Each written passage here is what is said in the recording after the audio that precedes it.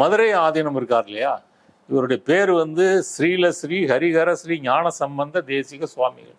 இதுதான் அவருடைய பேர். அவர் பேர் சொல்றதுக்குள்ளே 2 சோடா குடிக்கணும். இந்த ஆதீனம் என்பவர் 2021 வந்து அருணகிரிநாதர்னு முந்தின ஆதீனம் மறைந்த பிறகுதான் இவர் வந்து வராரு. இவர் வரும்போதே வந்து ஒரு சங்கி சாமியாராக தான் வந்து வராரு. இவர் அப்பட்டமாக ஒரு சங்கி குரல்ல வந்து பேசுறாரு.